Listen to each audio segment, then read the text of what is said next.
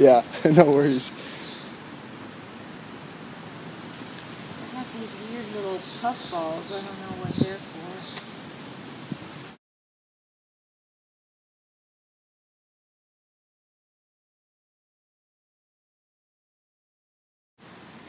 These moments I say, I love myself. There are other moments where I say, I hate myself. Why do I have so much shit? Okay, let's try this.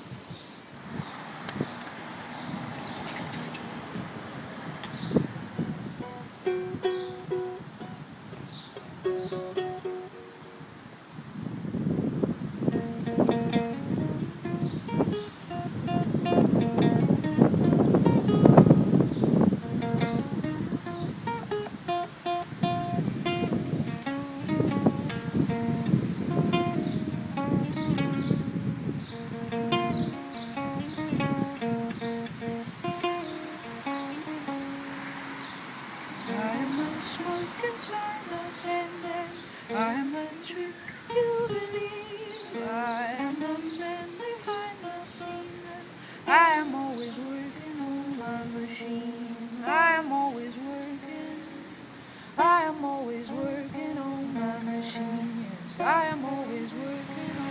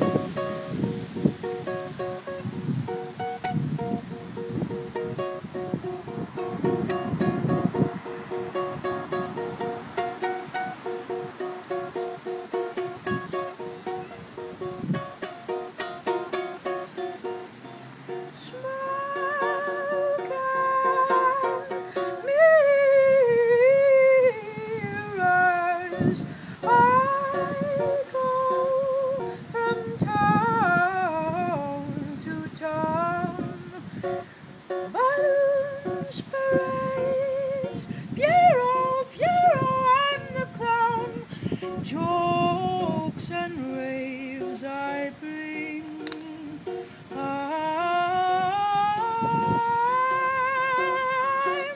I'm the minstrel, the cartoon. I'm the minstrel, the cartoon. I'm the ha ha ha ha ha ha ha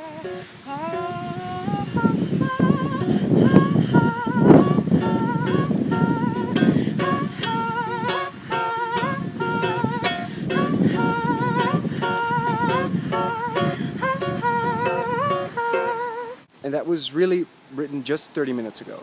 Yeah, yeah. It was I was just sitting in my hotel room thinking of doing something. Was this inspired by Amsterdam? No. I mean, I guess in a way it's, I've just been thinking about traveling around all the time and what that's like. And so I wrote a song about it. Right. I understand this is your second time performing at the Holland Festival. In 1 week? In 1 week? It's the third time to do the Holland Festival. Really? Yeah, I sang in the Long Count. Okay. A couple years ago, and then last week I impromptu decided to jump in on Matthew Barney and Jonathan Beckler's weekend because we're workshopping scenes that are going to be filmed this fall, and because I ended up having a couple days free, I just decided to come in and get a head start. Right. I understand that All Things Will Unwind is going to be the basis of the performance you're going to be doing Sunday. Mm-hmm. And what are the challenges of bringing this kind of orchestral setting to the live stage?